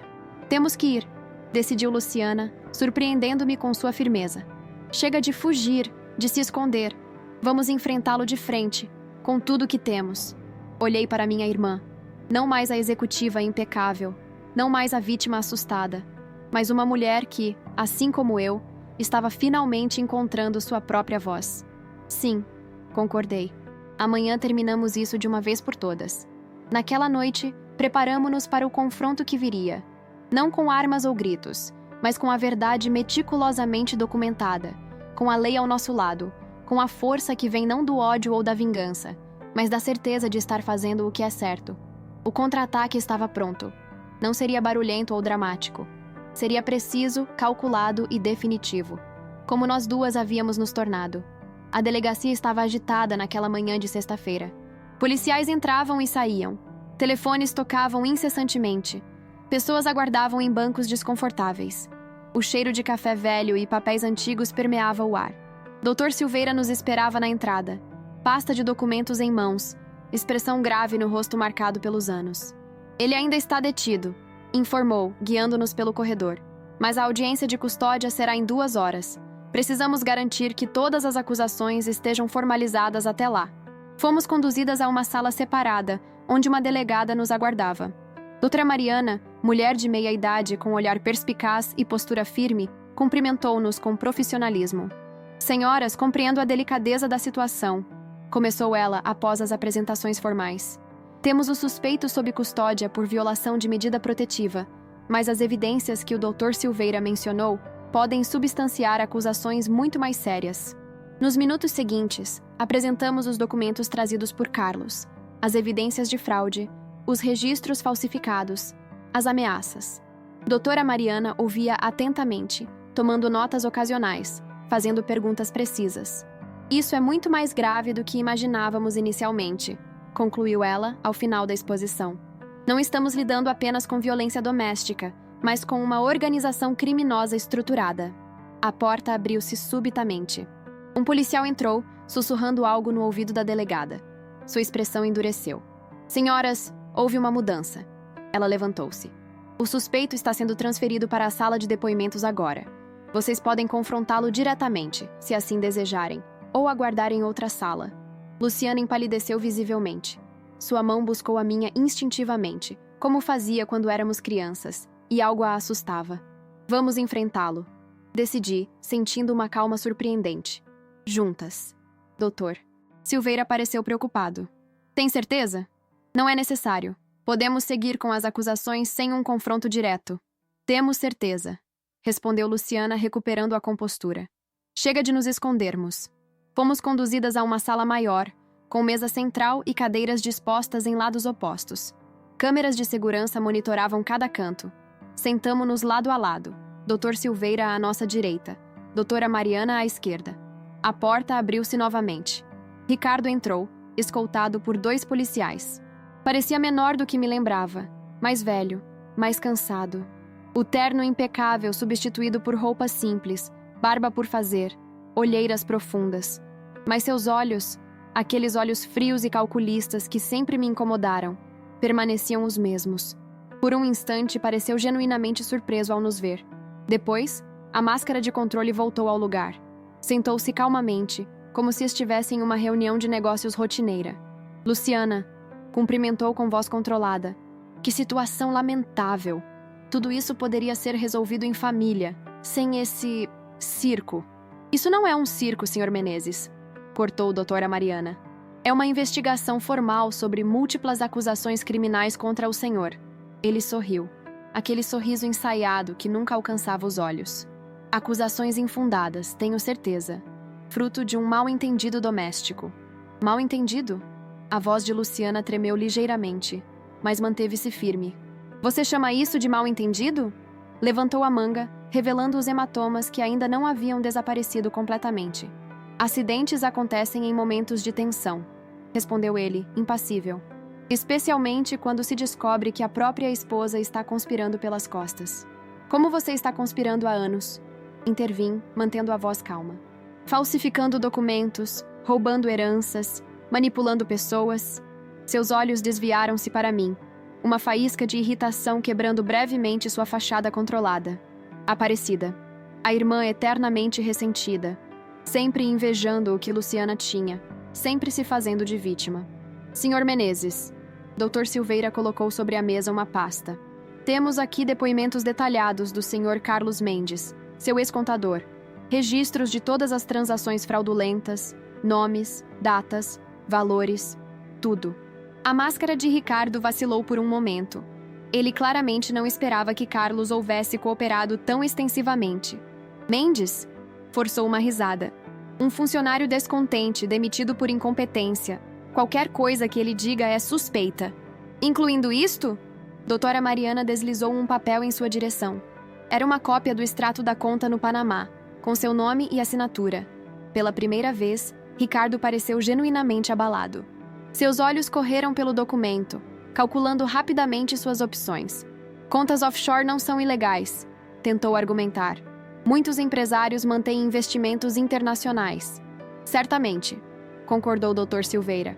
Mas contas não declaradas, alimentadas com dinheiro de fraudes imobiliárias e venda de propriedades obtidas mediante falsificação documental? Isso é bastante ilegal, Sr. Menezes. A sala caiu em um silêncio tenso. Ricardo olhava de um rosto para outro, como um predador acuado buscando uma rota de fuga. O que vocês querem? Perguntou finalmente, a voz baixa, calculista. Todo mundo tem um preço. Qual é o de vocês? Justiça, respondeu Luciana simplesmente. Só isso. Ele riu, um riso sem humor. Justiça? Não sejam ingênuas. O sistema não foi feito para pessoas como vocês. Foi feito para pessoas como eu, que sabem como jogá-lo. Talvez? Concordei, inclinando-me ligeiramente para a frente. Mas desta vez, Sr. Menezes, o jogo mudou. Porque não estamos mais sozinhas ou desinformadas. Como se respondesse a uma deixa, a porta abriu-se novamente. Uma mulher entrou, alta, elegante, na casa dos 40, com um bloco de notas e uma câmera discreta. Esta é Renata Campos, apresentou o Dr. Silveira, repórter investigativa do jornal Estado de São Paulo. Está trabalhando em uma série de reportagens sobre fraudes imobiliárias na cidade. Parece que seu caso se encaixa perfeitamente no perfil, Sr. Menezes. O rosto de Ricardo transformou-se. A máscara de controle desapareceu completamente, substituída por uma fúria mal contida. Isso é perseguição! Acusou, levantando-se bruscamente. Os policiais aproximaram-se imediatamente. Vocês não podem trazer a imprensa para um interrogatório policial. Na verdade, corrigiu doutora Mariana calmamente. A senhora Campos está aqui a convite das vítimas, para uma entrevista separada após este depoimento. Mas já que mencionou, casos de interesse público frequentemente recebem cobertura midiática. Ricardo sentou-se novamente, visivelmente abalado. Seu império de mentiras estava desmoronando diante de seus olhos, e ele sabia disso. Vocês não entendem com quem estão lidando. A ameaça em sua voz era palpável. Tenho conexões, tenho recursos. Tinha, corrigiu Luciana, uma nova confiança em sua postura.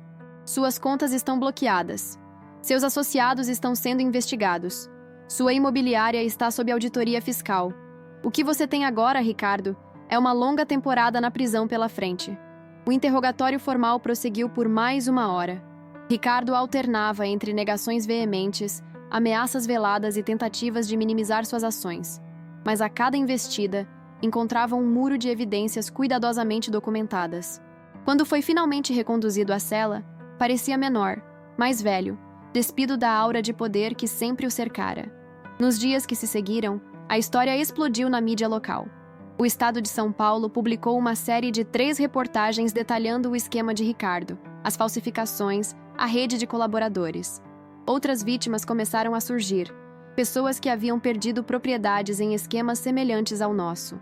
A audiência de custódia, que normalmente poderia resultar em sua liberação provisória, manteve a prisão preventiva devido à gravidade das acusações e ao risco evidente de fuga ou obstrução da justiça. 1 semana após o confronto na delegacia, recebemos a notícia oficial. O terreno dos fundos havia sido oficialmente transferido para nossos nomes, em partes iguais. O processo de inventário simplificado fora concluído em tempo recorde, graças aos esforços de Dr. Silveira e à cooperação das autoridades, sensibilizadas pelo caso. No mesmo dia, a incorporadora que havia comprado a casa principal entrou em contato, propondo um acordo formal. Além da compensação financeira pelo valor real do imóvel, ofereciam uma parceria.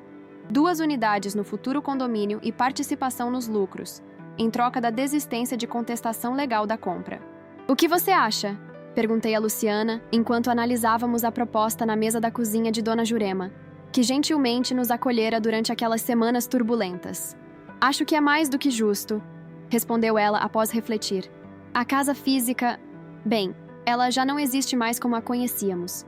As memórias, essas ninguém pode tirar.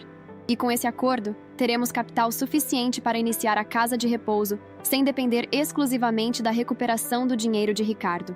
Assinamos o acordo na manhã seguinte. Era o fim de um capítulo e o começo de outro. Não teríamos de volta a casa da infância, o lugar onde crescemos, onde cuidamos de nossos pais. Mas teríamos algo novo, construído por nossas próprias mãos. Naquela tarde, fomos juntas até o terreno dos fundos pela primeira vez desde que tudo começou.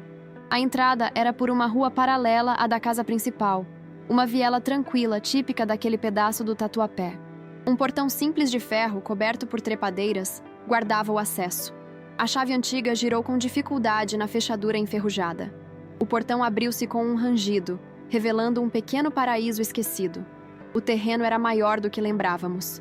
Aproximadamente 300 metros quadrados de área verde, dominada pela majestosa jabuticabeira plantada por papai décadas atrás. Caminhamos em silêncio pelo espaço, cada passo trazendo memórias diferentes. Ali brincávamos quando crianças. Acolá, papai construíra um pequeno quiosque para churrascos de domingo.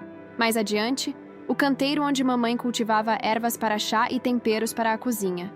É perfeito, murmurou Luciana, olhando ao redor com olhos marejados. Podemos construir a casa de repouso preservando a jabuticabeira, o jardim. Os pacientes poderão desfrutar deste espaço. Sim, concordei, sentindo uma paz que há muito não experimentava. Será um lugar de cura, não apenas para eles, mas para nós também. Marcos, o jovem arquiteto, juntou-se a nós mais tarde, caminhando pelo terreno com entusiasmo crescente, fazendo medições, tirando fotos, sugerindo possibilidades.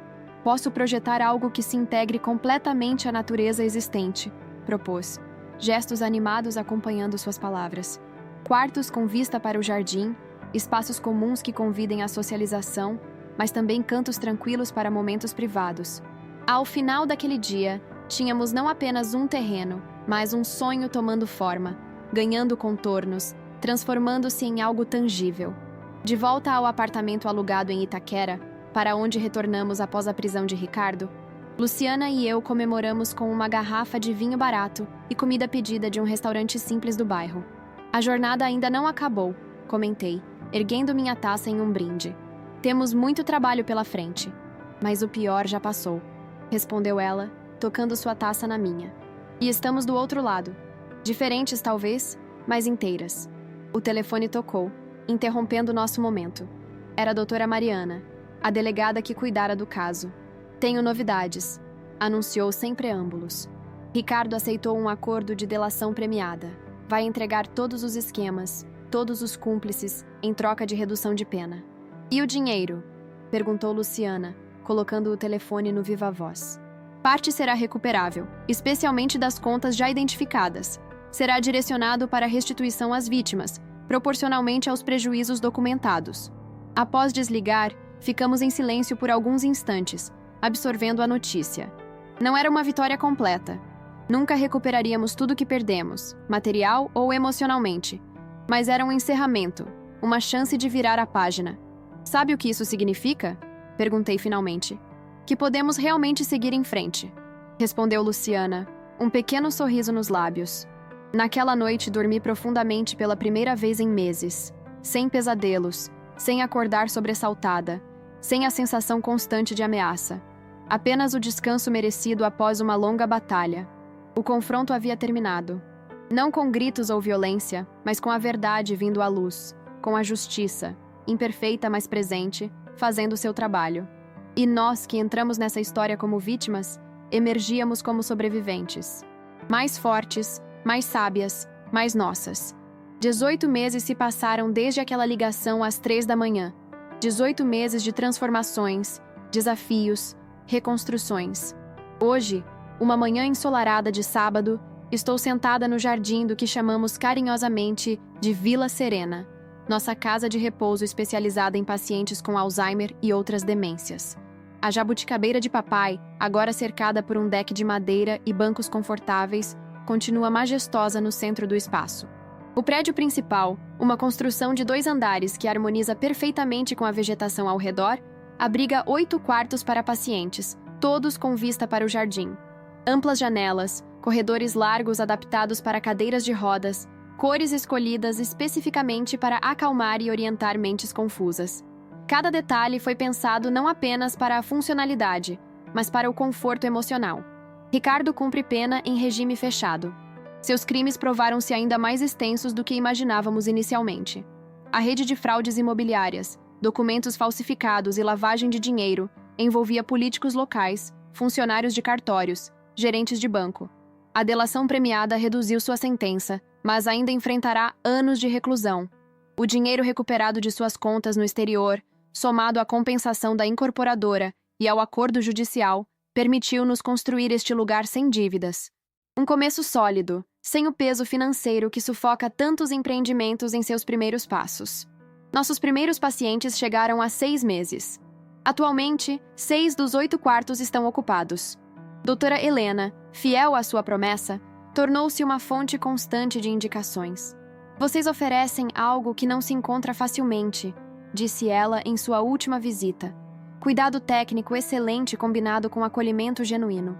Cuido pessoalmente da parte assistencial, supervisionando nossa pequena equipe. 2 técnicas de enfermagem em período integral, uma nutricionista 3 vezes por semana, uma fisioterapeuta e uma terapeuta ocupacional que alternam os dias.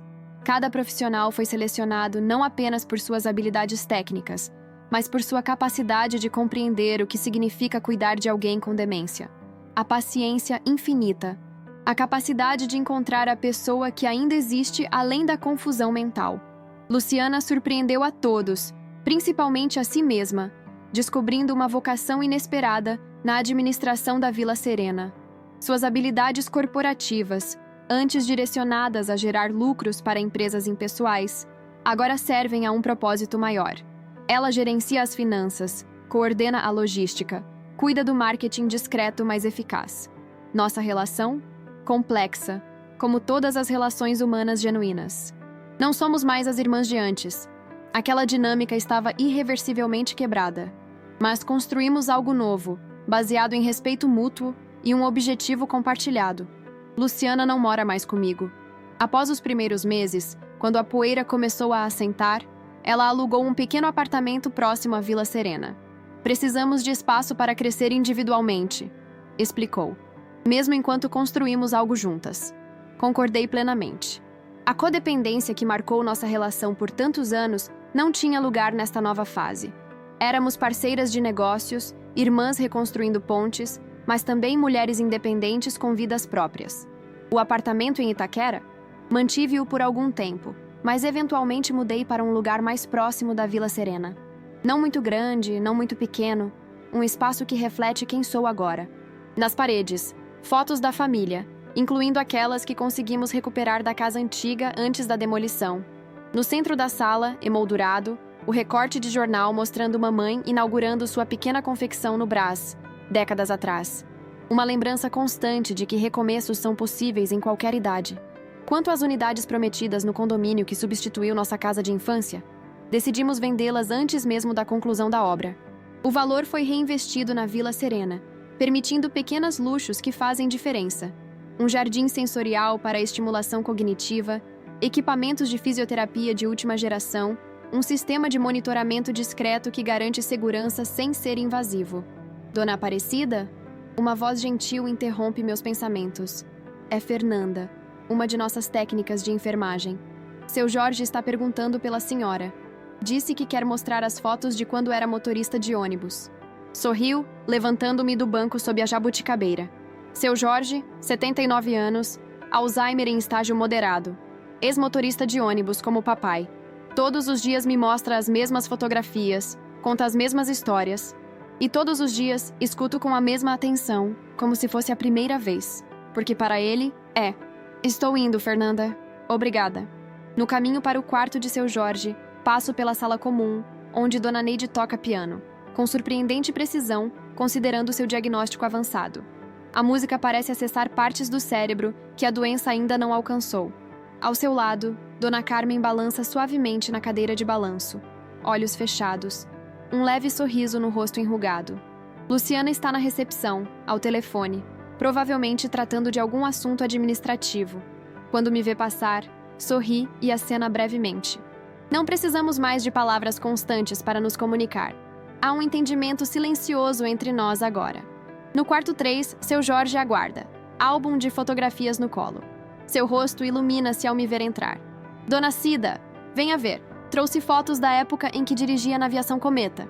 Sento-me ao seu lado, como faço todos os dias. Mostre-me, seu Jorge. Quero ver tudo. E enquanto ele vira as páginas amareladas pelo tempo, narrando histórias que já ouvi dezenas de vezes, reflito sobre a jornada que me trouxe até aqui. Sobre perdas que se transformaram em ganhos inesperados. Sobre traições que, paradoxalmente, me libertaram. Penso em mamãe, que, sem saber, nos deixou não apenas um terreno com uma jabuticabeira, mas uma segunda chance. Penso em Luciana, que precisou perder tudo para encontrar seu verdadeiro valor. Penso em mim mesma, a mulher que passei a vida inteira cuidando dos outros e finalmente aprendeu a cuidar de si própria também. A vida raramente segue o roteiro que imaginamos. Às vezes, nos leva por caminhos dolorosos, injustos, aparentemente sem saída. Às vezes, pessoas que amamos nos ferem profundamente. Às vezes, perdemos o que acreditávamos ser essencial para a nossa existência. Mas se há algo que aprendi nessa jornada, é que nossa força não está na ausência de quedas, mas na capacidade de nos levantarmos depois delas. Não está em evitar feridas, mas em transformá-las em sabedoria. Não está em controlar o imprevisível, mas em adaptar-se e seguir em frente. Seu Jorge aponta para uma fotografia onde aparece jovem, uniforme impecável, ao lado de um ônibus reluzente. Seu rosto atual, marcado pelo tempo e pela doença, ainda guarda traços daquele jovem cheio de sonhos. A senhora sabia que eu fui o melhor motorista da empresa por 3 anos seguidos? Pergunta ele, o orgulho evidente em sua voz trêmula. Não, seu Jorge, me conte sobre isso. Respondo, como se fosse a primeira vez. Como se cada momento fosse precioso demais para ser desperdiçado com impaciência. Porque no fim das contas, é disso que se trata a vida. De pequenos momentos de conexão genuína. De recomeços que não apagam o passado, mas constroem sobre ele algo novo. De descobrir que, mesmo nas circunstâncias mais improváveis, ainda podemos florescer. Como a jabuticabeira no centro do nosso jardim, que sobreviveu à tempestade e agora dá frutos mais doces do que nunca.